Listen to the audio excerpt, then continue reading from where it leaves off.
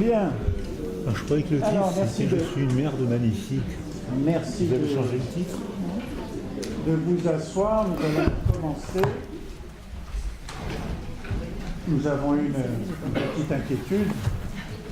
Boris nous vient de Toulon. On a la crainte qu'il ne vienne pas. Il est là, donc tout va bien. Mais je vous rappelle que si jamais un de nos invités ne venait pas, la maison ne rembourse pas. Donc, ça ne s'est pas passé.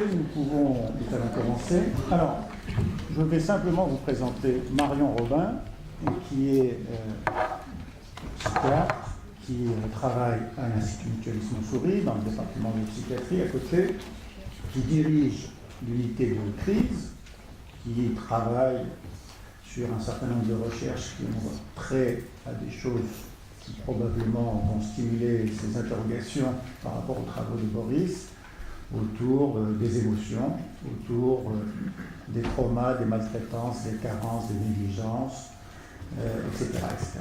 Bon. Elle a travaillé le sujet Genet, elle le connaît pour ce qui est de l'actualité de sa pratique quotidienne dans l'unité de crise qu'elle dirige. Elle est intervenue pour ceux qui sont venus, qui ne viennent pas uniquement lorsque nous avons de grands invités. J'en ai vu qui n'étaient pas là au colloque Souvenirs d'enfance. Hein? J'espère que vous viendrez après quand même à Michel Schneider. Hein? Michel Schneider, grand psychanalyste, grand écrivain, un des rares psychanalystes à être un véritable écrivain, de mon point de vue bien sûr, qui traitera de Pascal l'enfantiste à partir de son dernier opus. Michel Schneider, c'est celui qui a écrit ces beaux textes sur Marilyn Monroe en particulier, et qui était intervenu ici, qui a écrit aussi sur Bartleby, de Melville, etc. etc. Bon. J'ai écrit sur Lacan, période fauve, un très très beau texte. Bon. Après, nous aurons Yves Sarfati qui interviendra sur un sujet provoquant, comme Yves les aime, peindre la Vierge, la maman et la putain, à partir de Whistler. Bon. Et puis, ça n'est pas dans le programme, mais je vous informe que il y a le premier colloque Babylone européen qui aura lieu le 6 juillet à Genève, donc si vous êtes dans le coin, dans le cadre d'un grand congrès de l'Association européenne de psychiatrie de l'enfant et de l'adolescent, AEPEA. Il y aura dans ce colloque, dans ce congrès, un symposium Babylone européen, le premier, le suivant dans 2 ans à Bilbao, et ainsi de suite. Et l'idée, c'est de faire intervenir évidemment nos collègues européens. Il y aura donc des collègues anglais, des collègues suisses, des collègues belges, des français bien sûr. Et nous discuterons autour d'un certain nombre de thèmes autour de la question européenne à partir de la littérature et des arts. Mais d'ores et déjà, je passe la parole et je remercie bien sûr Boris d'être là, de nous faire l'amitié. Ça fait des années que je le tanne. Ça fait des années qu'il me dit qu'il va venir. Eh bien, il est là aujourd'hui, j'en suis très heureux. Évidemment que ces textes ont été très stimulants pour notre pensée, à la fois dans notre pensée clinique, mais aussi dans des pensées plus ésotériques autour de la question de la création, à partir d'une blessure secrète, profonde, etc.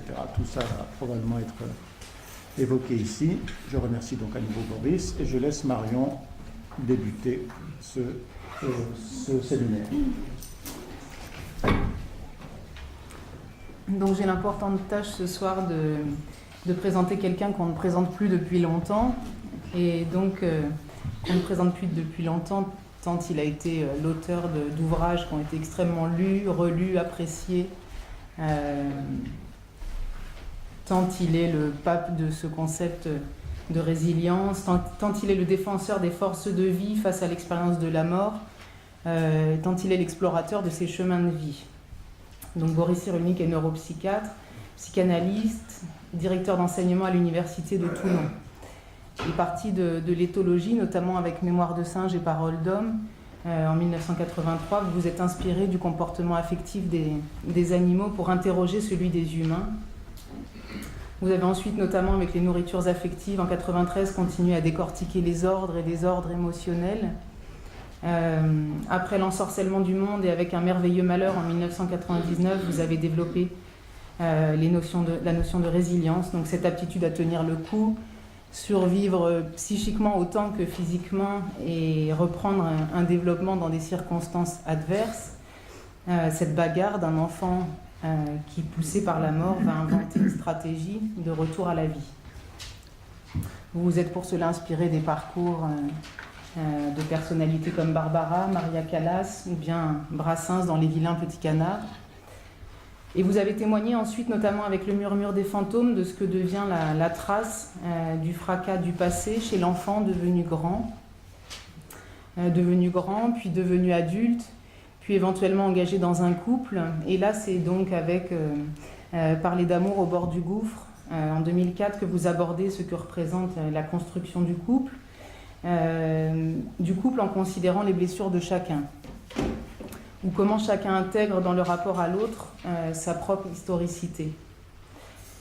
Là, c'est avec le récit de soi que vous avez développé comme réconciliation dans Autobiographie d'un épouvantail. Le récit de soi comme réconciliation, récit de soi qui bricole une image, donne cohérence aux événements et répare une injuste blessure.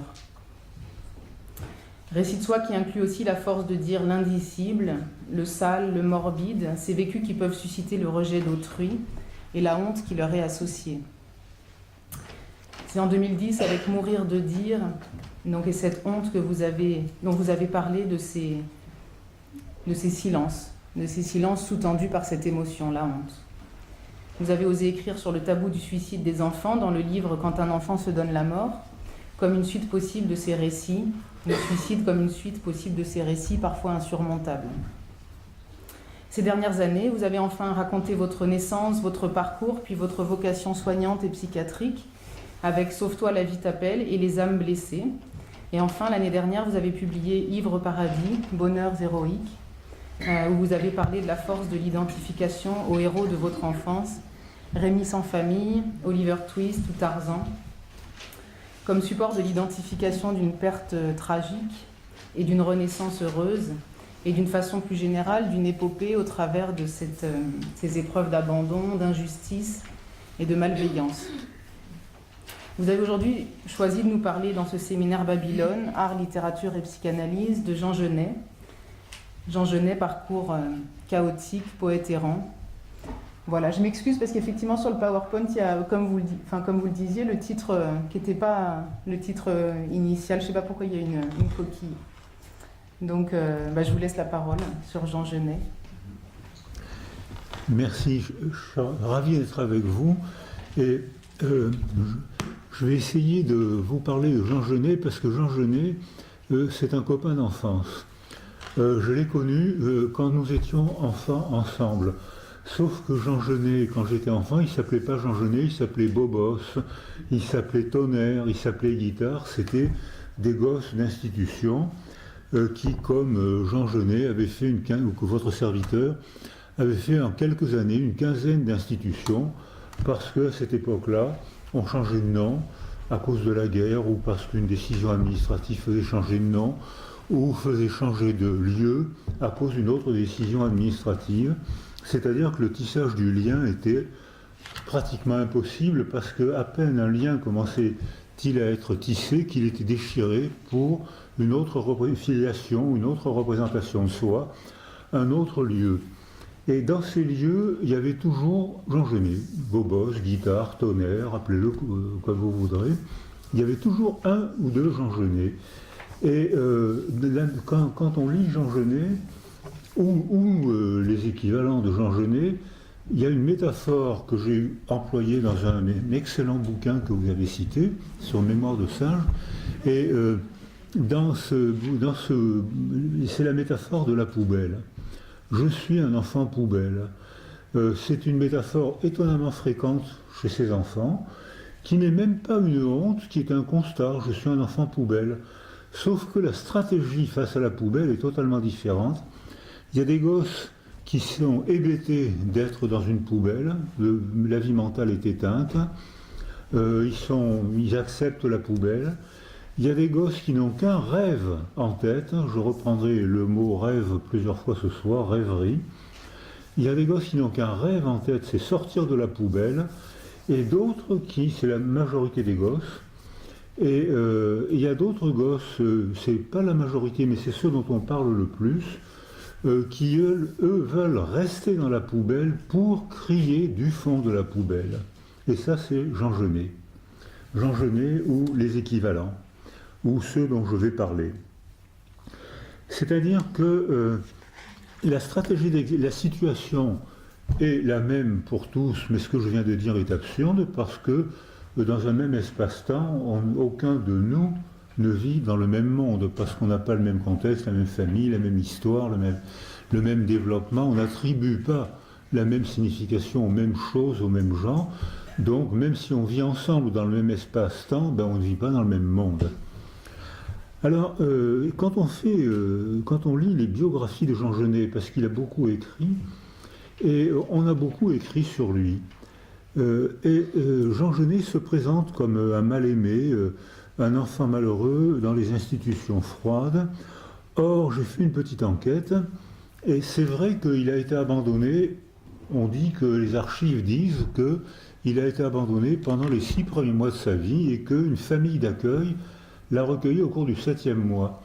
Or, cette famille d'accueil, on trouve sans difficulté dans les archives du Morvan, avec des historiennes qui sont venues chez moi, et on trouve sans difficulté que les familles d'accueil du Morvan faisaient très bien leur boulot. Alors qu'en Bretagne, les enfants mouraient, un enfant sur 2 mourait dans la première année, et ce n'était pas le cas dans le Morvan, où il y avait une culture de l'accueil de ces enfants. Beaucoup de paysans prenaient 1, 2 ou 3 enfants, parce qu'ils touchent un petit pécule en même temps, donc ça leur permettait de s'occuper des enfants et d'améliorer un peu leur fin de mois.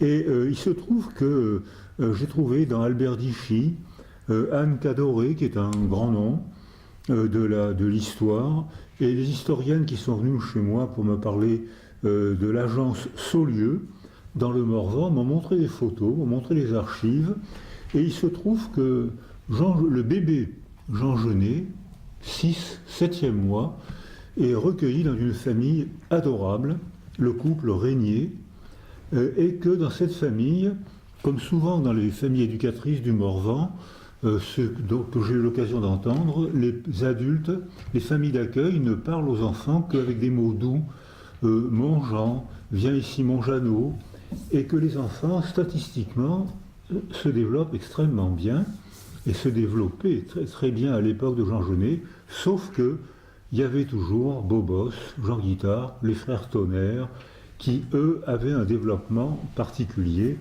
comme Jean Genet. Alors, le couple Régnier, lui, il est menuisier, et lui et elle tiennent un bureau de tabac, et ils ont 2 enfants de l'assistance, comme on disait à cette époque-là. Et jusqu'à l'âge de 13 ans, on ne parle pas de ce petit garçon qui se développe bien, qui est plutôt bon élève, et qui se développe bien, qui ne pose aucun problème. Et on sait qu'il est bon élève d'abord parce qu'il y a les résultats de l'école, et ensuite parce qu'il est orienté à l'âge de 13 ans, au lieu d'aller à la ferme ou à l'usine, il est orienté vers les métiers du livre ou de la menuiserie. Or, c'était les aristocrates, parmi ces enfants abandonnés, ceux qu'on orientait vers les métiers de la menuiserie, c'était les aristocrates. Je ne suis pas sûr de ce que je vais dire, mais il y a peut-être des gens qui connaissent ça. Je crois que c'est l'origine de l'école Boulle, mais je ne suis pas sûr, hein, s'il y a des gens qui connaissent.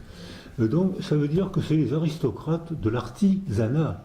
Ça part de la tête, je fais un dessin, je pense, et avec mes mains, je sculpte et je fais une œuvre d'art qu'on appelle une table, un tabouret, un meuble. Et c'était l'aristocratie, les enfants abandonnés. Et ces enfants-là avaient des biographies tout à fait agréables. Et le petit mon Jeannot, eh ben, il part bien, il est aimé, il a des copains, il est bon élève, il est même très bon élève, on ne parle pas de lui, et puis il est gagé. Gagé, c'est-à-dire que toutes mes copines d'enfance, j'ai eu la chance de ne pas aller à l'école, parce que c'était la guerre et que le fait d'être juif m'empêchait d'aller à l'école. Donc je n'ai pas été à l'école, et ça a été, je crois, la chance de ma vie. parce que ça me permet de suivre mon chemin et de ne pas être formaté par l'université. Alors, j'espère qu'il n'y a pas trop d'universitaires dans la salle. Donc ça donne un cheminement personnel avec ce qu'il y a des moments de plaisir et des moments de chaos et puis des moments d'échec aussi. Et puis quand toutes mes copines d'enfance, quand je suis rentré au lycée à l'âge de 11 ans, je n'avais jamais été à l'école. Et quand je suis rentré au lycée, toutes mes copines d'enfance, mes copines de quartier, à l'âge de 12 ans, allaient à l'usine, où elles travaillaient 10-12 heures par jour debout, chronométrées par une femme contremaître, qui chronométrait le temps où elles allaient aux toilettes pour qu'elles ne restent pas assises trop longtemps. Donc c'était des conditions d'existence pour des... C'est interdit par la loi aujourd'hui, mais pour une petite fille de 12 ans, c'est des conditions d'existence quand même terrifiantes, quoi. Une petite fille de 12 ans qui reste debout 12 heures par jour à faire des gestes stéréotypés.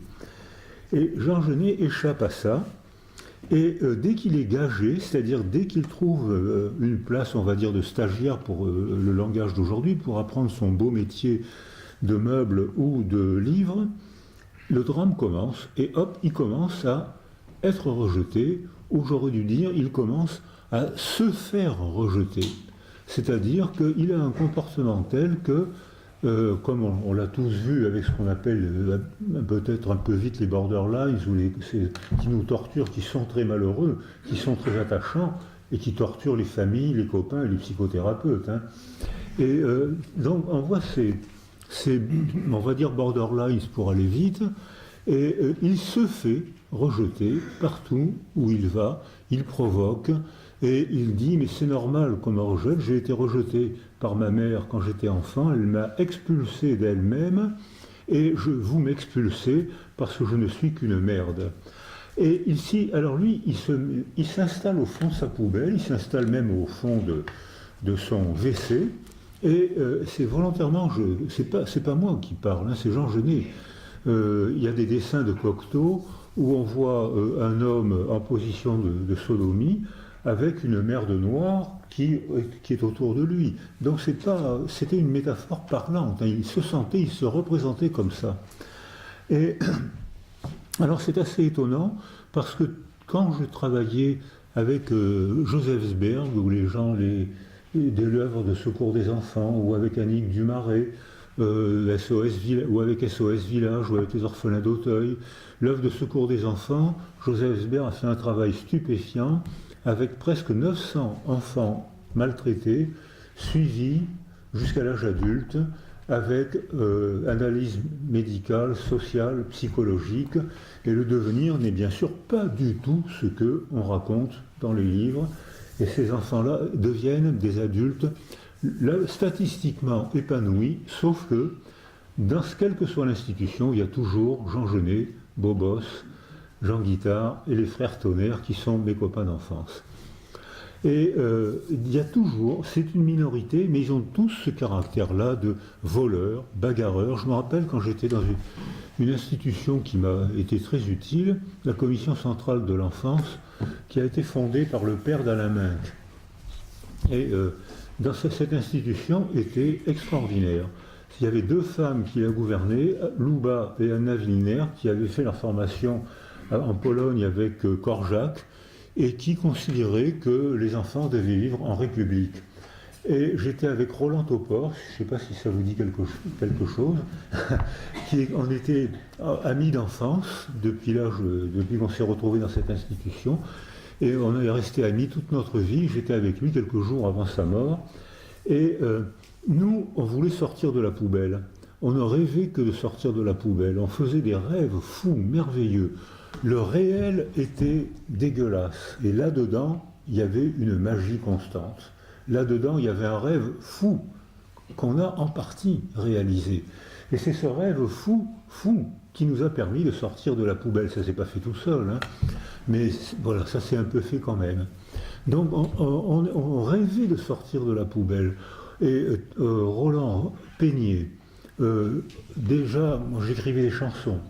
Et il y avait Bobos, il y avait Jean Genet, qui eux n'avaient qu'une idée en tête, c'était rentrer dans les buanderies pour voler la nourriture.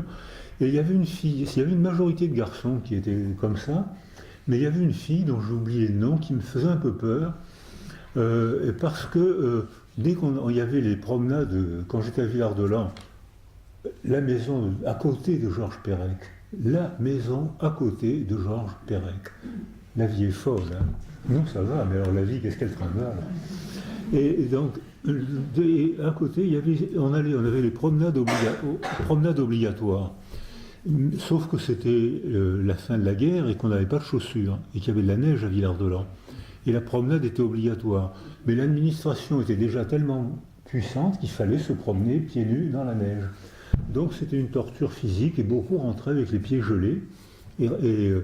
Et il y avait cette fille-là, au cours de la promenade, elle s'écartait pendant quelques minutes, elle rentrait dans les magasins et elle volait. Et ce qui me frappait, c'est le nombre de boîtes de camembert qu'elle volait.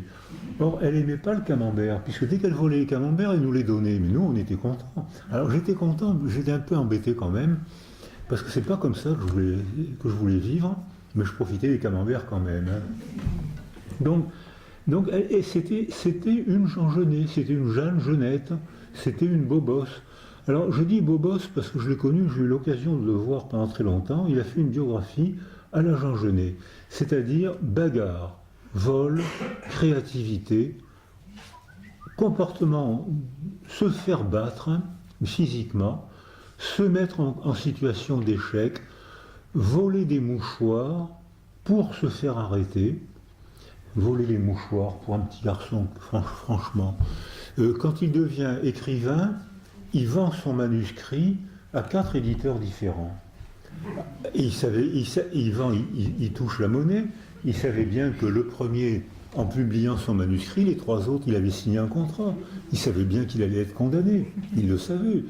Et surtout intelligent, il était intelligent comme il est, et bien c'était tout le temps, de manière répétée, comme cette fille, qui volait avec une insolence stupéfiante. Alors je ne sais pas si c'était du courage, je crois que c'était pour se faire prendre.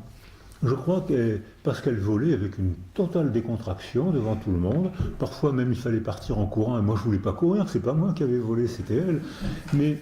Et donc il y avait ce comportement étrange qui était comme celui de Jean Genet. Alors, quand on lit les travaux on se rend compte que de Dichy ou d'Anne Cadoré, de Joseph Sberg et de tous les gens qui ont travaillé sur ces institutions, on a l'impression que Sartre a fait un roman un petit peu déformé quand même sur Jean Genet. Alors Sartre, qui prétendait haïr la psychanalyse, a des raisonnements psychanalytiques merveilleux. On a l'impression qu'il a eu, alors qu'il disait « je déteste la psychanalyse », et je ne sais pas comment il a fait. Alors lui aussi, c'est un autodidacte de la psychanalyse, mais il avait bien digéré. Et il fait une psychanalyse de Jean Genet, très agréable à lire, sauf qu'il y a un gros pavé, mais c'est très agréable à lire. Et je me suis dit, Sartre est en pleine illusion rétrospective. C'est-à-dire qu'il ment pas, mais on le fait tous quand on raconte son autobiographie. Hein. Quand on raconte son autobiographie, on ment pas, ou tellement peu comparé à ce qu'on pourrait mentir, que finalement, c'est ce qui est étonnant, c'est qu'on ment si peu. Et que, en fait, on a l'illusion rétrospective. On va chercher des fragments de vérité. J'étais à tel endroit, je retrouve l'objet, je me rappelle cette carte postale. Et avec ces morceaux de vérité, on les agence pour en faire un récit qui nous représente, auquel nous-mêmes on croit, et c'est ce que j'ai fait dans La vie t'appelle. Et quand j'ai fait une enquête sur c'est pas du tout une autobiographie, hein, il y a des choses que je vous raconterai jamais, hein, mais c'est un souvenir d'enfance qui avait été rendu public, surtout à l'occasion du procès Papon, et donc c'est un souvenir d'enfance qui était public, et j'ai confronté ce qui était dans la mémoire sincère, et j'ai fait une enquête. J'ai retrouvé les lieux, j'ai retrouvé les gens, et j'ai retrouvé les archives, et ce que je retrouvais n'avait rien à voir avec ce qui était dans ma mémoire. Et je vous promets que j'ai voulu ne pas mentir, ou alors je me taisais. S'il y avait des choses que je ne voulais pas dire, j'en parlais pas, et s'il y avait des choses qui me paraissaient partageables, j'en parlais. Eh bien, ce qui était dans ma mémoire le plus sincèrement du monde ne correspondait pas aux archives, aux lieux et à la mémoire de mes copains d'enfance. Alors, donc, je pense qu'il s'est passé un phénomène comme ça, qu'on est obligé d'arrondir les angles pour donner cohérence à la représentation de soi. Parce que sinon, on vivrait dans un monde incohérent. Et que, pour savoir qui on est, où on va, ce qu'on veut, ce qu'on vaut, il faut qu'on fasse une cohérence. Donc, on arrondit les angles. Et là, on a une représentation de soi. On croit savoir qui on est. On a donc un comportement adapté dans la vie quotidienne, des projets, on peut vivre. Mais on s'est arrangé avec la mémoire. On n'a pas menti. Parfois, oui, mais très peu. Et on n'a pas été mythomane non plus, parce que ce soit Roland Topor ou votre serviteur, on a cherché à faire quelque chose de cette enfance pas facile. On a cherché, je crois qu'on a cherché à en faire quelque chose, mais on a arrondi les angles. Alors, cette illusion rétrospective, elle a donc une fonction d'identification, et elle a une fonction aussi pour donner courage, pour donner forme à nos rêves. Et la plupart de ces enfants sont sortis de la poubelle. Ça ne veut pas dire qu'ils ont oublié la poubelle, comme j'entends quand on parle de résilience. Il y a des gens qui disent « Ah bon, il faut oublier tout ça ». Bien sûr que non. Comment voulez-vous l'oublier? C'est pas vrai, on ne l'oublie pas. Mais on sort de la poubelle, on fait quelque chose de ce qui nous est arrivé. Alors Jean Genet en a fait des textes émouvants, brutaux, avec un érotisme dont je vais parler tout à l'heure, un érotisme curieux, et surtout, dès l'âge à 14 ans, quand il est admis à l'école d'Alembert, avec l'élite, qui pour apprendre un beau métier, il commence sa carrière d'évasion. Il s'évade partout. Alors j'avais compté, mais dès qu'il est mis quelque part, entre 15 et 18 ans, il a fait une vingtaine d'évasions. Il s'engage à l'armée à 18 ans. Alors il arrondit les angles. Par exemple, il dit de 14 à 18 ans, j'ai été en prison. Pas du tout. Il aurait dû dire, de 14 à 18 ans, j'ai été emprisonné de 14 à 18 ans, écrit-il. Pas du tout, il aurait dû dire, de 14 à 18 ans, il m'est arrivé d'aller en prison. Et là, effectivement, il y a été souvent, mais il n'a pas été en prison de 14 à 18 ans, c'est sa formulation qui est abusive, mais qui lui permet de se représenter lui-même comme « j'étais adolescent, on m'a mis en prison ». Et c'est ce qui va organiser tout le reste de mon exposé, c'est que, se présentant en victime, légitime sa propre érotisation de la violence. Je suis en légitime défense. On m'a emprisonné, j'ai été abandonné, j'ai été expulsé par ma mère. Dès que j'allais quelque part, on m'expulsait encore. Je suis une merde. Je suis un enfant poubelle. Je suis une merde. On m'expulse. Il se fait expulser. Désormais, il a un modèle de soi. Dans les théories de l'attachement, on parle de modèle interne opératoire, c'est-à-dire une représentation de lui-même qui légitime son goût de la violence. Je suis en légitime défense, et quand je vole, quand je me bagarre, c'est pour survivre.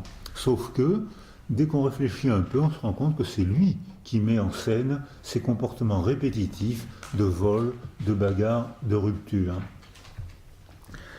Alors, à cette époque-là, beaucoup de gens se mettent à réfléchir à la question, et notamment, il faut se méfier des récits collectifs, parce que même quand ils sont idiots, ils nous formatent et ils structurent une société.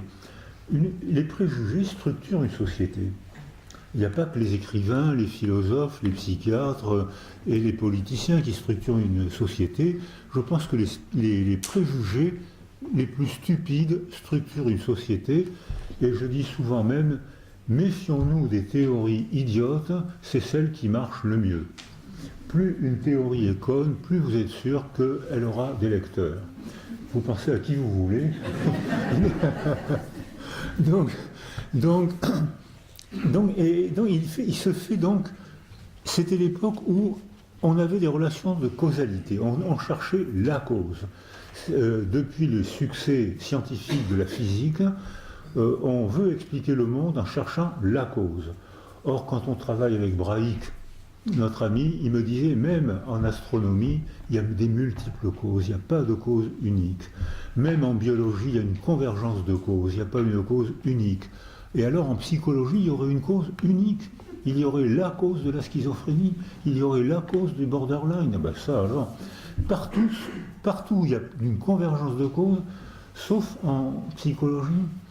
Alors, à partir des fin 19e, on cherche la cause, et parmi les stéréotypes que j'ai trouvés dans Oliver Twist, dans Victor Hugo, dans Charles Dickens et dans Michel Foucault, il y a un peu le même stéréotype, c'est-à-dire la pensée formatée, la pensée toute faite, le prêt-à-penser. L'enfant trouvé va au crime comme le fleuve va à la mer. Victor Hugo. C'est-à-dire que... c'est bien, c'est des pensées, c'est bien, parce que c'est des pensées qui empêchent de réfléchir. C'est bien. On a un slogan tout fait, c'est la pensée paresseuse. On peut s'intéresser aux choses importantes, le football, la cuisine. On n'a plus besoin de lire, plus besoin... L'enfant... Et nous, praticiens, on a eu ce même stéréotype, c'est un enfant maltraité deviendra un parent maltraitant. Et quand on fait des études populationnelles, comme on l'a fait avec l'œuvre de secours des enfants, avec la Commission centrale de l'enfance, avec SOS Village, c'est des milliers d'enfants qui ont été évalués comme ça. Quand les enfants maltraités sont abandonnés, 30% en effet deviennent des parents maltraitants. Ça fait quand même 70% qui ne deviennent pas des parents maltraitants, mais 30% c'est beaucoup plus que la population générale, qu'on évalue à 2%, on va dire, ou à peu près comme ça, on va dire 2%.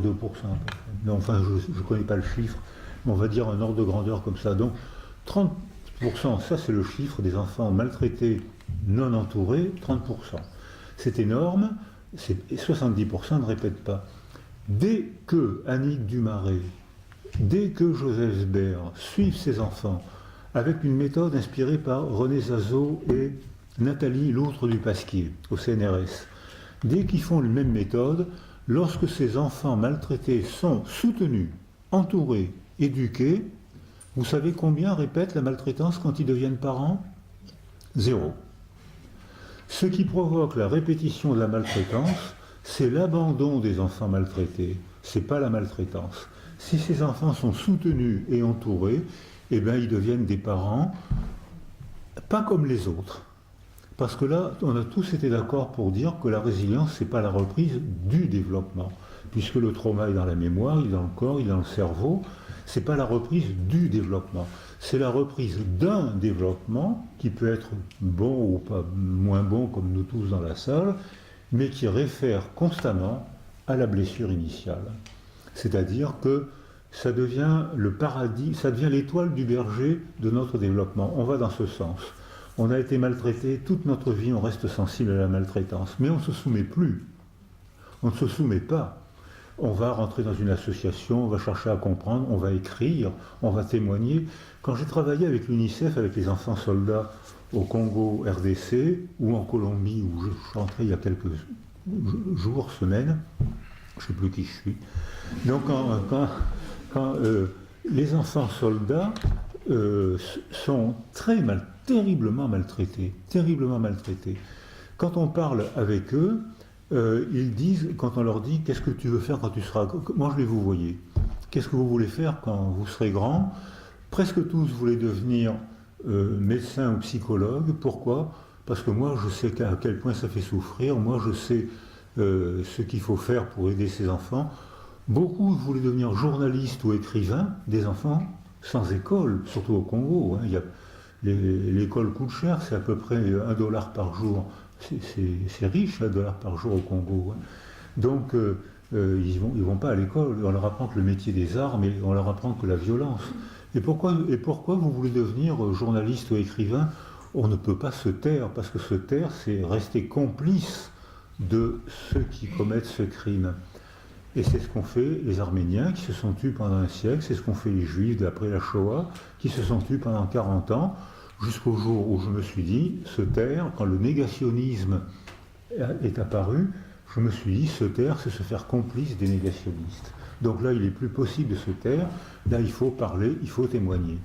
Et bien, ces enfants-là, dès l'âge de 10-12 ans, comme Georges Perec, qui est hébété, il est hébété parce que son père, comme mon père s'engage dans la Légion étrangère, il est juif de Pologne, il arrive en France chassé de la Pologne, il arrive en France, son père s'engage, alors dans le régiment des volontaires, alors on disait dans la Légion étrangère, les historiens m'ont dit c'est pas exactement ça, c'est le régiment de marche des volontaires étrangères.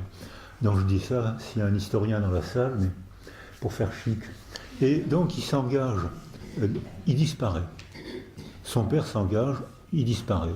Sa mère l'accompagne à la gare de Lyon pour l'envoyer à Villard-de-Lans, elle disparaît.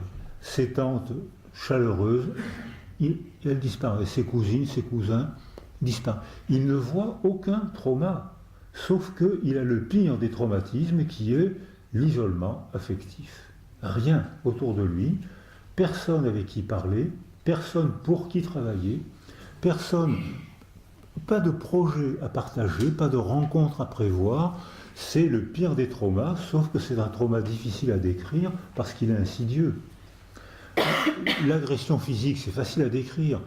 L'agression sexuelle, c'est plus difficile à décrire, mais on peut comprendre quand les femmes ou les enfants osent en parler, on comprend que c'est une agression.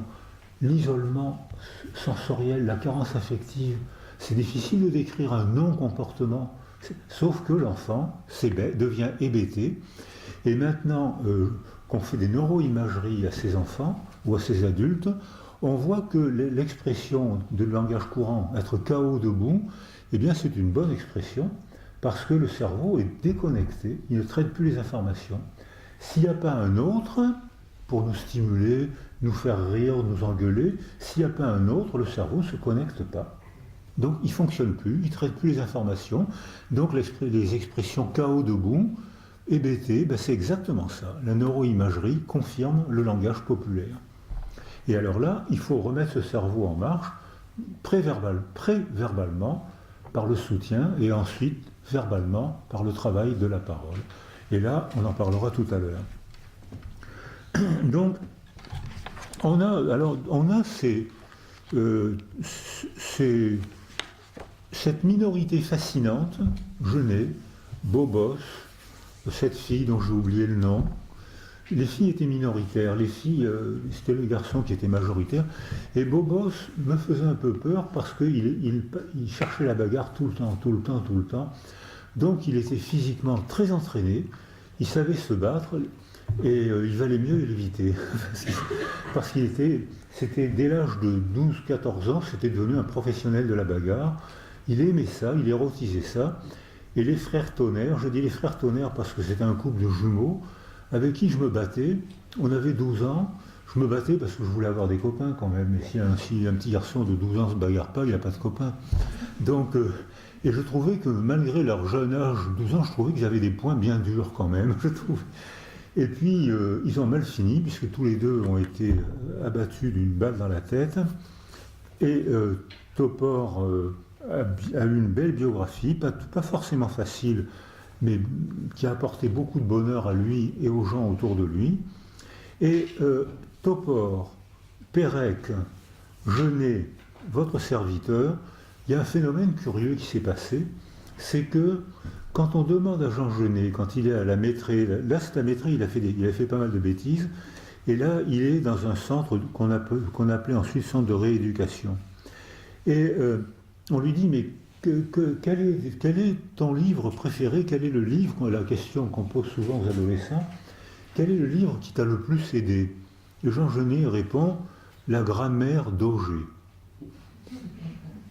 Perec, quand on lui dit, il est hébété, et quand il comprend que ses parents ne reviendront plus jamais, même si le mot mort met longtemps à devenir adulte, le mot mort, il faut attendre que l'enfant ait la représentation du temps pour que le mot mort soit adulte, c'est-à-dire qu'il faut attendre que l'enfant soit âgé à peu près de 6 à 8 ans, parce que le lobe préfrontal n'est pas fonctionnel avant 6 à 8 ans. Donc c'est seulement entre 6 et 8 ans qu'on a une représentation du temps. Alors là, on peut faire un récit, et là, le mot mort, on peut comprendre que c'est définitif, il n'y aura pas de retour. Parce qu'avant le mot mort, je pense un jour, je discutais avec une petite philosophe qui savait tout, elle avait 6 ans, donc à 6 ans, on sait tout. Et après, on doute, mais à 6 ans, on n'a que des certitudes. Et alors je lui dis, mais et pour toi, la mort, qu'est-ce que c'est? Alors ma petite philosophe prend un air savant, et elle me dit, quand on est mort, c'est pour la vie. Donc c'était bien vu finalement. Elle voulait dire c'est un temps interminable. Donc c'était bien vu. Et alors pourquoi est-ce qu'il répond la grammaire d'Auger? Pourquoi est-ce que Georges Perec dit quand j'ai compris que mes parents étaient morts, il était très mauvais élève, il ne comprenait rien, comme les premiers mois de scolarité de votre serviteur. Il ne comprenait rien, aujourd'hui il serait orienté sur un service pour enfants retardés. Et quand il comprend que ses parents sont morts, il dit le seul moyen de leur, et qu'ils sont morts peut-être pourris par terre et partis en fumée, et qu'il ne pouvait pas en parler, parce que dans mon témoignage, dans les années d'après-guerre, quand je racontais ce qui s'était passé pendant la guerre, les gens riaient. Vous avez bien entendu. Les gens riaient, parce que c'était impensable, c'était pas dans les stéréotypes, c'était pas pensable. D'ailleurs, il n'y avait pas de juifs à Auschwitz. Il a fallu attendre longtemps pour qu'il y ait de savoir. Il y avait des Roumains, des Hongrois, des Français, des Allemands, mais il n'y avait pas de juifs, puisque la religion était un non-sens, donc il n'y avait pas de juifs.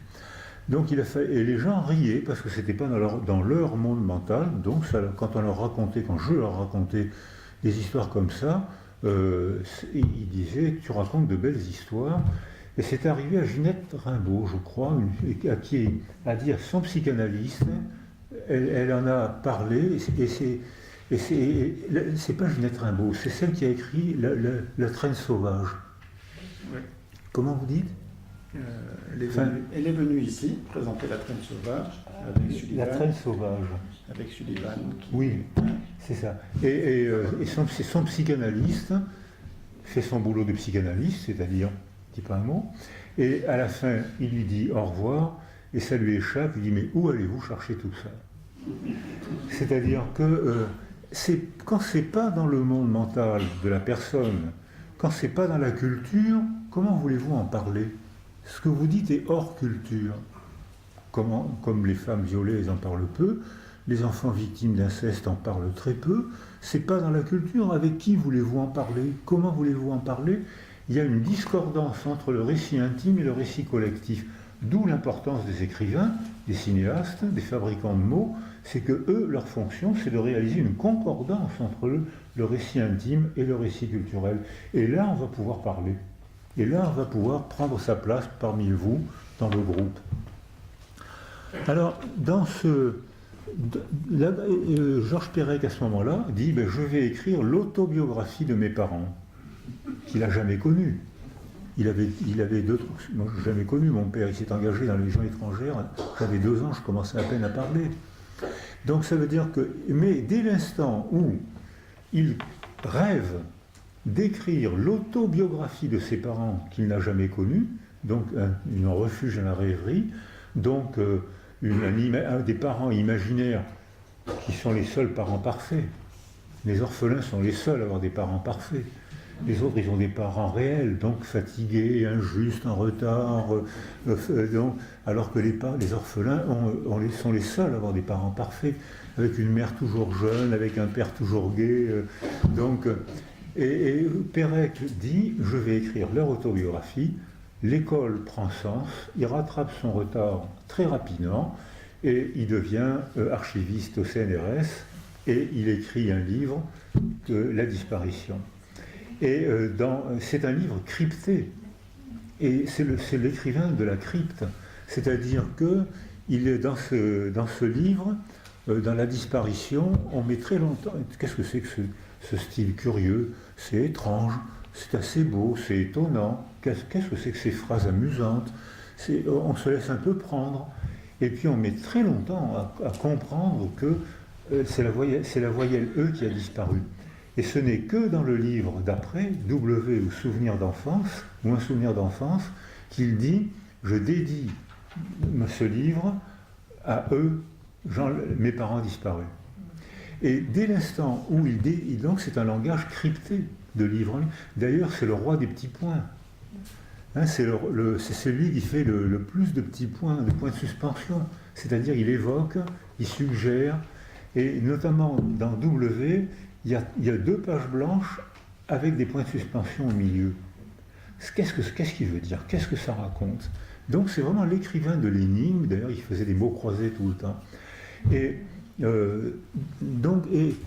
il découvre et il a envie de travailler, il devient bon élève. Et Marc Ferreri l'a eu comme archiviste à Saint-Antoine. Il paraît que c'est un homme absolument adorable, gentil, cultivé, très drôle. Si vous n'avez pas lu Le jet de tomates sur la cantatrice, vous devez l'acheter ce soir, mais c'est un auteur dangereux parce que vous risquez de mourir de rire tellement ce livre est drôle avec tous les tics.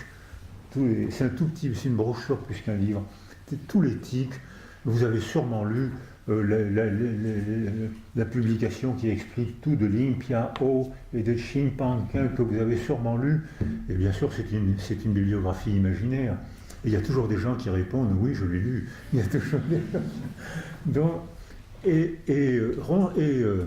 Jean Genet dit « j'ai eu le coup de foudre en lisant Ronsard ». Alors voilà un gars qui se prend pour une merde, qui aime vivre dans la merde, qui aime se faire persécuter et qui a un coup de foudre en lisant Ronsard. Mignonne, allez voir Silent Rose qui de ce matin avait... Non mais enfin... Alors comment expliquer ça? Eh bien Bobos que j'ai connu, mon copain d'enfance, c'était comme ça. Il me faisait peur parce qu'il savait se battre, parce qu'il était d'une violence extrême, parce qu'il aimait la bagarre, il aimait le vol, et si par malheur il se faisait choper, les gens, les flics qui le chopaient passaient un mauvais quart d'heure, parce qu'il érotisait la bagarre, il aimait physiquement, érotiser la bagarre physique. Et il avait un coupe-coupe sur lui. Donc c'était un ami dangereux. Et il était ému, Bobos, cette brute, était ému quand on lui récitait des poésies. Et on aimait beaucoup les poésies. Moi j'écrivais des chansons, Topor faisait des beaux dessins, et Bobos était émerveillé quand on lui récitait des poésies, alors que c'était la brute intégrale, c'était la brute parfaite. Alors ensuite, bien sûr, il y a ce refuge dans la rêverie. Bon, les psychanalystes nous apprennent, Papa Freud nous apprend à quel point c'est important. Et c'est vrai que quand on vit dans un réel de merde ou d'horreur, il y a là un espace de liberté et de beauté que personne ne peut prendre, aucune dictature, aucune menace de mort ne peut prendre l'espace de beauté qui est là. Et en disant ça, je pense à Germaine Tillion, qui était une femme costaude. Geneviève de Gaulle, qui dit je me mettais toujours à côté d'elle, à Ravensbrück, je me mettais toujours à côté d'elle parce que celle-là, elle en connaissait des poésies et des poésies. Et Germaine Tillion, malgré son talent, malgré sa vitalité, l'art de provoquer l'amitié, elle était très douée pour ça. Et un jour à Ravensbrück, elle trouve que c'est trop dur, parce qu'à Ravensbrück, il y avait quand même 40% de morts, de mortes, c'était les femmes. À Auschwitz, c'était 97%. Mais 40%, c'est quand même sans tendresse.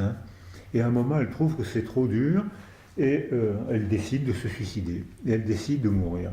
Et elle est trop malheureuse, et elle décide de mourir. Et elle sort, et puis Ravensbrück, l'hiver, le gel fait bleuir le ciel. Pour les gens qui ont été en montagne, le ciel est encore plus bleu les nuits de gel, parce que tous les petits cristaux liquides sont tombés sur le sol, en neige ou en glace, et il y a un ciel bleu, étonnamment bleu. Et elle est émerveillée par le bleu du ciel, et elle dit, ben non, le ciel est tellement bleu, je ne peux pas mourir. Et elle ne se suicide pas. Donc on voit que là, il y a un espace de liberté que personne ne peut prendre. Et c'est peut-être ça qui explique que Bobos pleurer quand on lui récitait des poésies, que Jean Genet tombe amoureux de Ronsard alors qu'il aimait vivre dans la merde, et qu'il tombe amoureux de Ronsard, et que Perec se met à jouer avec les mots et à faire des orientations. C'est dans Perec que j'ai lu La Crypte avant Margaret O'Rourke. C'est dans Georges Perec que alors je ne sais pas si elle l'a pris ou s'ils l'ont trouvé ensemble, l'origine des idées, c'est difficile à trouver, mais dans mon cheminement, la théorie de la crypte, c'est dans Georges Perec. Alors, ensuite, il se met donc... il y a donc une ontogenèse. Une ontogenèse, c'est-à-dire un développement du récit. Quand on est enfant, on ne parle pas avant l'âge de 20 mois. Schématiquement, ça veut pas, et contrairement à ce que disaient mes maîtres que j'ai beaucoup admirés, et qui ont fait partie d'une génération où on disait tant qu'un enfant ne parle pas, il ne peut rien comprendre. Ce qui est une faute énorme, ce qui est incroyable que des gens que j'ai admirés nous aient enseigné des choses comme ça. Donc les enfants ne parlent pas, mais on comprend des tas de choses avant la parole. Il y a une compréhension préverbale et post-verbale et paraverbale qui est tout à fait importante, mais qui est modifiée par la parole qui crée le monde humain. Mais le monde humain, il est préverbal, paraverbal, post-verbal et bien sûr verbal. Et on peut... Alors, comme j'ai fait de l'éthologie, un peu moins que Philippe, j'en ai fait un petit peu quand même, d'éthologie, et tous les étés, j'allais à Montagne, chez un ami qui avait 2 setters irlandais magnifiques, et on partait marcher en montagne, et on faisait la sieste, et puis tout d'un coup, il ouvrait un œil, et il disait, bon, on y va. Et les 2 chiens partaient comme pour un 100 mètres aux Jeux Olympiques, ils partaient vers la porte, c'est hop, ils démarraient la fête. Alors il me disait, tu vois, les chiens comprennent. Alors je disais, non, ils comprennent la prosodie, on y va. Mais ils ne comprennent pas, on, tous ensemble, il, là-bas, va pour marcher. Là, il y a une double articulation, ça m'étonnerait que les chiens comprennent ça. La prosodie, oui. La prosodie des mots, c'est un objet sensoriel que nous, adultes parlants, on appelle mot. Alors pour eux, c'est une musique qui évoque quelque chose qui n'est pas là. Donc c'est déjà un symbole. Donc c'est déjà, c'est plus qu'un signal. C'est déjà. Mais alors on a eu une discussion de linguistes là, vraiment, Rachel aurait été admirative parce que de cette discussion. Et puis comme j'essaye de faire croire que j'ai l'esprit expérimental, pendant que je lui dis, écoute, quand tu ne dis pas on y va, et quand tu veux qu'on sorte avec tes chiens, tu me fais un signe, mais ne dis pas on y va. Alors, il me fait un signe, je prends la casquette qu'il mettait quand on sortait, je le mets sur la tête, brap, les chiens filent vers la porte. Alors, parce que c'est un signal, la casquette, le bruit, la prosodie, et puis j'étais en train de lire Moscovici, l'âge des foules, et j'enlève la casquette, et je mets le livre de Moscovici sur la tête de mon copain, brrr, les chiens filent vers la porte, donc c'était pas... donc c'était bien, j'avais la preuve expérimentale que les chiens n'ont pas accès à la double articulation, ce qui ne veut pas dire qu'ils sont idiots, parce qu'ils comprennent nos mots dans un monde de chiens. On y va, la prosodie, on y va, c'est pas une double articulation, mais c'est une sonorité qui désigne quelque chose qui n'est pas là, qui va venir. Donc c'est une performance intellectuelle. Donc, les vétérinaires avec qui je travaille disent que maintenant, les chiens humanisés arrivent à comprendre au moins 200 mots. 200 mots, je connais beaucoup d'hommes politiques qui ont fait une carrière avec moi. Il y en a un qui a été élu il n'y a pas longtemps aux États-Unis, je ne sais pas s'il a 200 mots. Donc, et il a été élu démocratiquement. Donc il faut bien donc distinguer que cette constitution du récit, cette constitution du récit est une représentation de soi et qu'elle est graduelle et que les bébés donc se réfèrent aux figures d'attachement pour attribuer une connotation affective aux choses. Je m'explique bien. S'il n'y avait pas un tiers, les animaux s'orientent vers l'objet. Nous, êtres humains, avant la parole, on s'oriente vers un objet, pas une chose, contrairement à ce que dit Lacan, on s'oriente vers un objet dont la connotation affective est attribuée par ma figure d'attachement. Vous me suivez? C'est-à-dire que si ma figure d'attachement, ça c'est une manip expérimentale, je suis bébé je suis un toddler, j'ai 10 mois, je m'oriente vers cet objet. Mais je regarde ma figure d'attachement, ma mère, mon père, un substitut affectif qui me sécurise. Ma mère fait ça. Elle vient préverbalement, en fronçant les sourcils, elle vient de connoter l'objet d'une connotation d'inquiétude. J'hésite à y aller. Moi, bébé, elle n'a pas parlé. Je ne parle pas encore.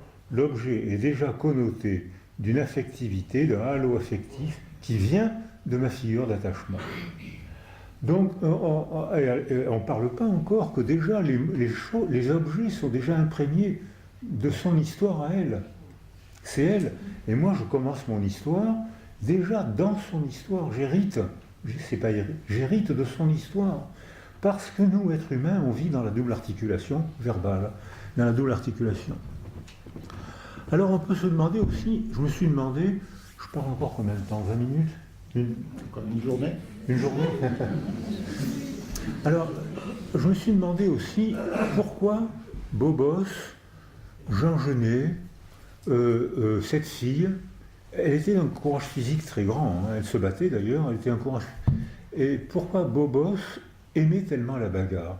Et j'avais connu aussi dans une institution un autre gars, bon, on va l'appeler, je sais pas, on va l'appeler Palmier, je sais pas. Alors lui, il était comme Bobos, c'était dangereux parce qu'il savait se battre, il était très rapide et très méchant et rien ne l'arrêtait. Et rien ne l'arrêtait. C'était pas étrangler quelqu'un ou viser les testicules, c'était pas un problème pour lui. Hein. Donc au contraire, je pense même que ça l'intéressait. Et alors que celui qu'on va appeler Palmier, il était comme ça. Et il passait son temps à chercher la bagarre, il ramassait tout le temps des raclés, tout le temps. Et il rentrait avec un œil fermé, la lèvre ouverte, une luxation, une fracture, et il recommençait à chercher la bagarre. Et je me suis demandé, c'était pas logique. Et là maintenant, on a les travaux. Quand j'étais au Brésil, je travaillais avec De Souza, tous les Brésiliens s'appellent De Souza, et j'ai travaillé et il s'était posé la même question. Et on s'est rendu compte que très souvent l'auto-agression avait un effet tranquillisant. C'est volontairement j'emploie tranquillisant pour donner une connotation biologique à l'auto-agression. C'est-à-dire que les enfants en carence affective, tous les praticiens qui sont dans la salle, savent qu'il n'y a pas d'altérité, donc ils augmentent les activités autocentrées, puisqu'il n'y a pas d'autres. Vers quoi voulez-vous qu'ils se sentent, puisqu'il n'y a pas d'autres? Ils sont en abandon, en isolement affectif, en isolement sensoriel. Le seul autre, c'est leurs mains ou les stimulations proprioceptives qu'on voit chez tous les enfants abandonnés. Ils ont une émotion trop forte, ils se griffent, ils se mordent, ou ils se tapent la tête par terre ou contre une porte avec une violence que nous, adultes, que moi je trouvais, je ne pouvais pas supporter. Tellement que j'avais peur, tellement ils se tapaient la tête violemment. Et je me disais, mais ça correspond à quoi? Au point de vue physiologique, c'est pas normal que tous ces enfants privés d'altérité, s'auto-agressent aussi violemment. Et ceux qui ont travaillé avec des psychotiques on savent que quand un psychotique, alors on disait, le langage courant dit s'ouvre les veines, il ne s'ouvre pas les veines, il se tranche l'avant-bras. Mais on dit s'ouvre les veines. Et ça m'est souvent arrivé de voir des patients hurlant de terreur devant leurs hallucinations ou hurlant de terreur, casser une vitre, enfin tous les praticiens ont connu ça, se trancher l'avant-bras et s'arrêter aussitôt, regarder la plaie, rentrer à l'infirmerie et je recousais la plaie en bavardant avec eux. J'avais affaire à des gens apaisés. Le délire l'hallucination était momentanément éteinte par l'auto-agression. Alors, cette auto-agression, on parle de ça avec De Souza et Moll, qui dit, effectivement, on a fait des neuroimageries aux auto-agressions et on constate au moment où l'amygdale flambe, l'amande rhinencéphalique flambe, on sait neurologiquement que les gens éprouvent des émotions de haine, de peur, de colère insupportables. Dès qu'ils s'agressent, qu'ils se griffent, ils se mordent, dès qu'ils s'agressent, l'amygdale s'éteint. Alors, ça m'a rappelé ce qu'on faisait en neurologie, quand on faisait des ponctions lombaires. Ça se fait encore, les ponctions lombaires? Ça peut se faire. Et donc, parce que maintenant, avec la technique moderne, je pense on peut voir sans faire de ponction. Non? Encore quelques-unes. Et donc, je sais qu'on nous apprenait, nos maîtres, j'étais à la Pitié-Salpêt, et nos maîtres, j'avais mis au point une méthode pour faire des ponctions lombaires. Quand les gens voient arriver avec un trocard comme ça ne les fait pas sourire. Alors je pinçais assez fort le flanc et j'enfonçais l'aiguille tout de suite après. Et c'est l'effet porte. Les gens perçoivent le pincement et ils ne perçoivent pas l'aiguille qui rentre dans le dos parce que les circuits de la douleur sont monopolisés par le pincement insupportable et ils ne sentent pas l'aiguille qui rentre dans le canal lombaire. Ça marchait souvent, pas toujours. Quand on butait sur l'os, là, il le sentait quand même. Mais quand on ne butait pas sur l'os, on arrivait directement. Donc l'explication que je me suis faite, c'est un peu celle-là. La douleur physique est plus supportable que la douleur mentale. C'est lever le cortex frontal. Voilà. Donc, et à ce moment-là, ça explique pourquoi ces gosses à qui on n'a pas appris à maîtriser, réguler leurs émotions, régulent eux-mêmes leurs émotions par l'auto-agression, parce qu'il vaut mieux se faire mal physiquement que souffrir mentalement. Or, les trois régulateurs de l'émotion, c'est l'affection, parce qu'on en parlait hier avec Ansermet et Magistrati au Collège de France, c'est que l'agression, le cerveau est sculpté par les relations. Le cerveau est sculpté par nos relations. Et que lorsque un enfant est bien entouré, ça synaptise 200 000 synapses à la minute pendant les premières années. C'est-à-dire que lorsqu'un enfant est sécurisé de manière fortement préverbale dans les premiers mois, son lobe préfrontal devient fonctionnel et il se met en place par les stimulations du quotidien, par la vie quotidienne, par le foyer maternel, parental.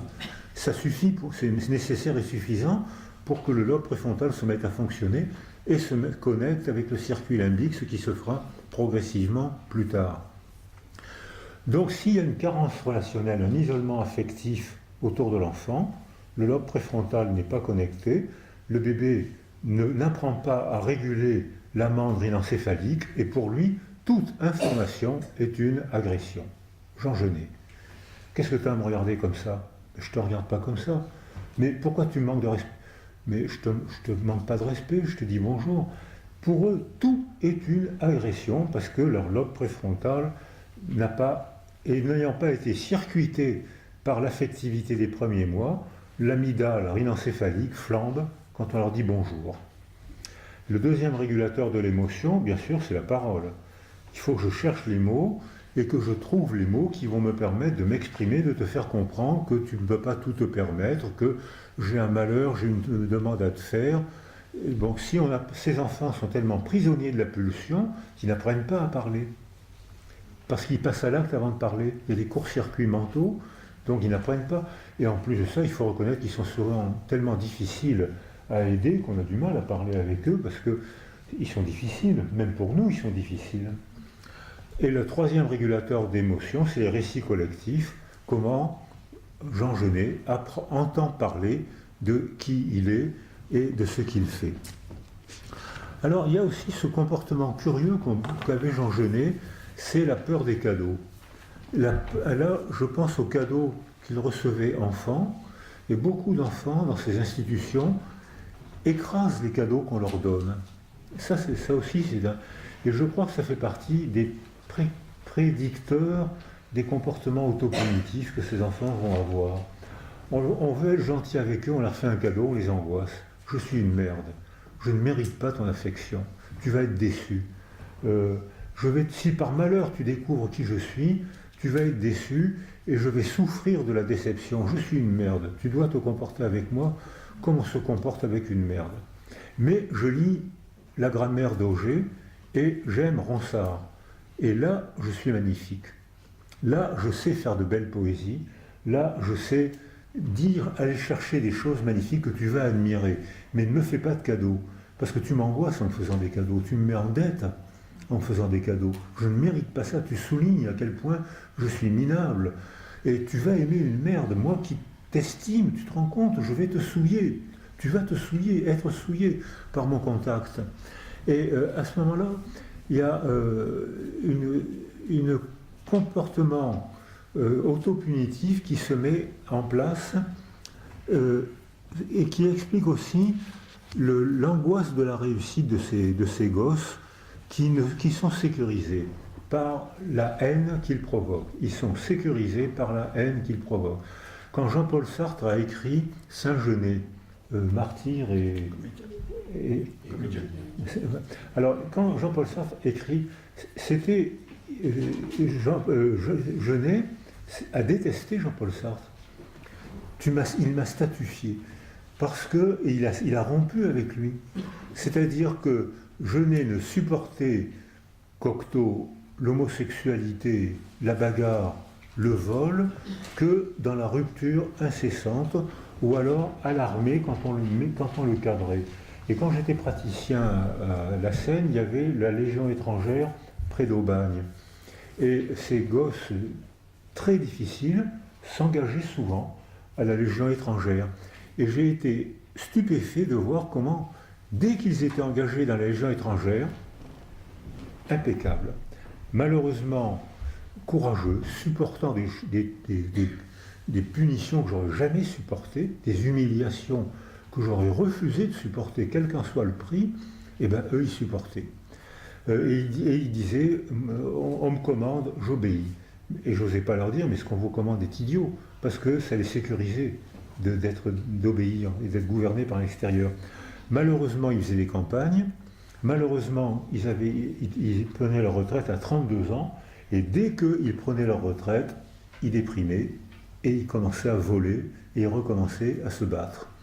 Parce qu'ils avaient perdu le cadre, la contrainte qui les sécurisait. Et Jean Genet, donc, admiré par d'abord Cocteau et ensuite Sartre, rompt avec eux.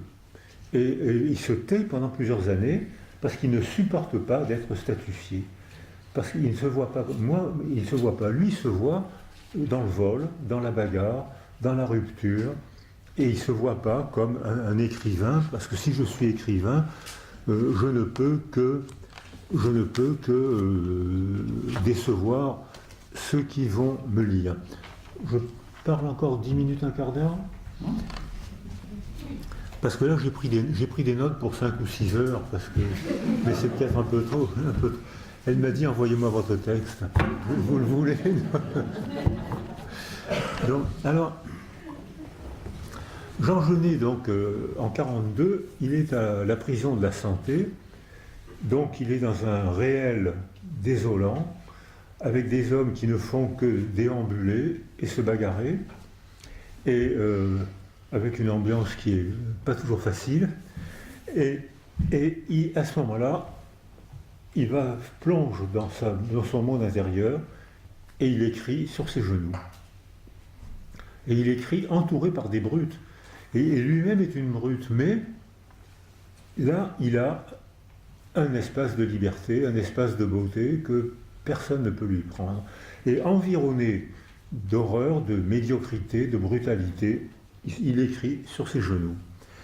Et alors il fait ce que je disais tout à l'heure, j'ai été en prison de 14 à 18 ans, j'ai été emprisonné de 14 alors qu'il aurait dû dire j'ai été plusieurs fois en prison de 14 à 18 ans. Il arrondit les angles et alors qu'il a une petite peine, je ne suis pas sûr, je crois que c'est 3 mois, il a une petite peine parce qu'il n'a pas commis de grands vols, il volait des mouchoirs, il a fait des bêtises, quoi. Mais probablement pour se faire arrêter. Et là, il écrit le condamné à mort. Il n'est pas condamné à mort. Il n'est pas condamné à mort. il est condamné à une petite peine de prison, mais il se voit condamné à mort. Parce que ça a de la gueule, ça a de l'ampleur, ça c'est l'épopée. Là, on peut faire un récit magnifique en étant condamné à mort. Alors qu'étant condamné 3 mois pour un vol de mouchoir, là, on ne fait pas une épopée avec ça. Mais condamné à mort, là, on fait une épopée. Alors, donc, il écrit, et il écrit jusqu'à la fin de sa vie, il écrit « Tous mes livres ont été écrits en prison, et je n'ai écrit que pour sortir de prison, mais après la tôle, quoi dire? Il ne peut dire que s'il est persécuté. » Donc il se fait persécuter, et il s'identifie à tous les persécutés du monde, parce que tous les persécutés du monde parlent de lui finalement. Alors il s'identifie, pendant la guerre, il admire les miliciens. Et parce que c'est des gosses, des jeunes miliciens, fascistes, armés, avec un pouvoir sans frein. Et quand j'étais enfant, je me rappelle, on avait plus peur des miliciens que de l'armée allemande. Parce que l'armée allemande, c'était des hommes qui avaient été emmenés là, et qui avaient pour mission de séduire les Français, puisque la France collaborait. Donc ils devaient sortir sans armes, sans ceinturon, avec les poches pleines de bonbons, pour donner des bonbons aux enfants dans la rue. Et ils faisaient de la musique très belle, parce que les Allemands, la musique en Allemagne, c'est important. Et ils faisaient une très très belle musique, et moi je ne comprenais pas pourquoi les adultes pleuraient. Et qu'un des derniers souvenirs de ma mère, c'est un soldat avait sorti des bonbons pour me les donner, et moi je trouvais ça très sympathique, et ma mère avait arraché les bonbons et les avait jetés, elle parlait allemand, et les avait jetés. Moi j'étais admiratif de ma mère, mais sacrément déçu. Mais je trouvais qu'elle était courageuse, mais je regrettais quand même. Alors, donc il y avait cette relation curieuse, et il s'identifie à tous les persécutés du monde, et il s'identifie aux miliciens, parce qu'ils font régner la terreur. Et c'est vrai que c'était des très jeunes gens, armés avec un pouvoir abusif, sans limite. Ils pouvaient condamner à mort, ils pouvaient tuer, ils s'en privaient pas d'ailleurs, et sans jugement. Donc c'est un pouvoir extraordinaire, et il faisait régner, les gens s'effaçaient, et je les admire. J'eusse été plus jeune, je serais rentré dans les milices nazies. Alors, donc il y a un érotisme de la violence, un érotisme de la peur, un érotisme d'inspirer la peur. Donc, et ensuite, après la guerre, il s'identifie aux Algériens, et à côté, pas loin d'ici, il y a les paravents, il publie les paravents pour voler au secours des Algériens. Et j'ai noté quelques phrases dans les paravents, je vais peut-être les retrouver. C'est Leïla et Saïd, et ces phrases-là. Alors Leïla parle à Saïd et lui dit tu m'entraînes dans ta poubelle. C'est un mot qu'on retrouve très souvent dans les œuvres c'est un enfant poubelle, hein. Tu m'entraînes dans ta poubelle, j'obéis, j'entre dans ta poubelle avec toi, et je vais m'arranger pour que tu n'aies que de la haine et du malheur. Et ils forment un couple charmant où lui il entraîne dans sa poubelle et elle travaille à son malheur. Je vais retrouver les phrases. Et puis surtout, il s'identifie aux Black Panthers. J'ai aimé le phénomène. Le phénomène, c'était les Black Panthers valorisaient la violence. Hein, ils avaient d'abord s'appelait Black Panther, c'est déjà tout un programme de passage à l'acte. Hein. Donc ils valorisaient la violence. Et Jean Genet dit « J'ai aimé ce phénomène, j'en étais amoureux ». Alors, j'ai rencontré Leïla Chaïd, la représentante de la Palestine en France, qui était une femme tout à fait fréquentable, cultivée.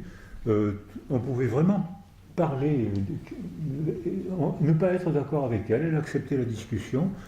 Mais quand les Palestiniens ont été massacrés par les Jordaniens, il y a un septembre noir, où il y a eu un massacre, parce que les Palestiniens considèrent que leur pays, c'est la Jordanie, le sud Liban, plus qu'Israël. Donc ils veulent prendre leur pays. En Jordanie, il y a des villages où ils sont 99% de la population, dans des camps. Ils ont très peu de pouvoir. Et quand ils veulent prendre le pouvoir dans leur pays, l'armée jordanienne en fait un massacre épouvantable. Et les médecins sans frontières qui étaient là-bas à cette époque-là, tous témoignent qu'ils ont rarement vu un massacre pareil de Palestiniens par les Jordaniens. Presque pas de commentaires dans la culture, dans le monde entier. Mais quelques fédaïnes réussissent à se sauver et ils sont dans des camps. Et là, Arafat invite Jean Genet dans ses camps. Et Jean Genet tombe amoureux de ces fédaïnes, courageux, riant tout le temps, armés, jeunes, et il dit, je ne retrouverai pas mes notes, mais il dit, le soir, il raconte l'horreur de la bataille en riant, et à peine commençait-on à parler que l'un d'eux déjà m'enlaçait. C'est-à-dire que là, il y a la mort, la violence et la sexualité, une sexualité est déjà là. Et Leila Chaïd, qui était le contraire d'une abrutie, le contraire d'une repère l'érotisation de Jean Genet, et quand il y a Sabra et Shatila, elle organise, c'est elle qui a tout organisé à toute allure. Elle lui a trouvé un visa, elle a été le chercher, elle a organisé le voyage et elle a fait présenter les cadavres de Sabra et Shatila. Jean Genet en a vu quelques-uns, 4 heures à Sabra. Il écrit un texte qui a été republié récemment chez Gallimard, que vous pouvez trouver chez Gallimard, et il raconte qu'il est resté 4 heures, et il raconte de telle manière, il ne ment pas, j'ai bien relu le texte, il y a eu une exposition au Mucem à Marseille, il n'y a pas longtemps, une très belle exposition, où Leila Chaïd raconte ce qu'elle a fait, elle ne ment pas. Poivre d'Arvor raconte le commentaire du massacre de Sabra et Shatila, il ne ment pas. Genet raconte son témoignage de 4 heures à Sabra et Shatila, il ne ment pas. Et comment c'est rentré dans la culture? Les Israéliens ont commis un crime terrifiant. Pas un Israélien n'a mis les pieds dans Sabra et Shatila. Sharon aurait dû mettre les pieds. Il aurait dû envoyer l'armée israélienne, il a manqué de noblesse, il ne l'a pas fait. Il est coupable. Mais pas un. Demandez autour de vous qui a commis le massacre de Sabra et Shatila. Faites l'expérimentation, demandez. Donc on voit qu'il y a une discordance entre ce qui se passe sur le terrain et les récits collectifs de ce qui s'est passé sur le terrain. Et là, la créativité va dans tous les sens, elle peut aller dans la merveille, elle peut aller dans l'horreur aussi. Alors, ensuite, il dit « Toute ma vie a été contre.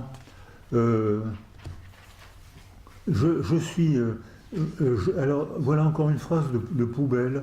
Il dit si j'ai été fidèle à une chose dans la vie, c'est peut-être le lieu où j'ai été jeté dès ma naissance et à partir duquel je prends la parole, la poubelle du monde. » Donc, alors, je pense que Genet n'était pas antisémite, contrairement à ce qu'on dit, parce que quand le